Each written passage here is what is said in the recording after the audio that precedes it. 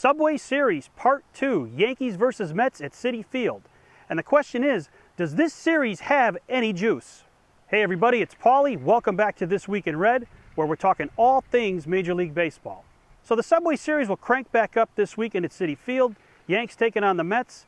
And I gotta admit, going into this three-game series, I'm just not feeling the anticipation that I usually see when the Mets play the Yankees. Now, New York, of course, is excited, but are they as excited as they usually are? You know, this is kind of a ho-hum series, and I think a lot of it has to do with the fact that it's the second time they're meeting in interleague play. As I've said before, in these natural rivalries, I'd like to see just a three-game series instead of six. You can hype the heck out of the 3 games, but when you do 6, after you've played the first 3, the next 3 kind of get lost in the shuffle unless there's something really important going on. And in this series, I don't really see that. You know, whether the Yanks or Mets sweep or win 2 out of 3, it's not really going to make that big of a difference, especially for the Yankees, who in the American League, along with the Red Sox, let's face it, both those teams are going to be in the playoffs. It's just a matter of who wins the AL East and who doesn't. The other teams in the league are not very strong, and it's not likely one of them will be able to challenge these 2 teams for the wild card. However, in the National League, the case is a little more interesting for the Mets. Now, the Mets are around 500 right now, and there have been a couple games over, a couple games under, depending on what day you wake up and read the box scores and the standings. But I really don't think the Mets can sustain themselves as a contender. And the reason for this is, yes, they've played very well so far. Yes, they're missing David Wright, and yes, they're missing Ike Davis. Now they're expecting Wright back.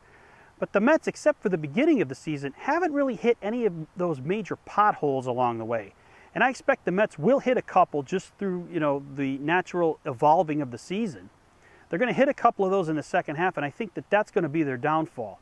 Because when you're playing around 500 and you hit a couple of rough patches, you end up 5 to 10 games under 500 and out of the race.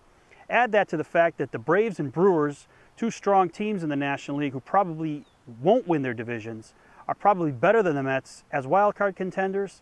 I think that all adds up to the Mets kind of being out of the picture. Add to that the fact that the Mets are having to decide if they're going to be buyers or sellers at the deadline. Well, they really can't be buyers because the best stuff that they have to trade are the guys like Reyes and Beltran that they would be selling off if they were out of contention. So it's kind of a catch-22. So going into this series, I don't really see a lot that's at stake.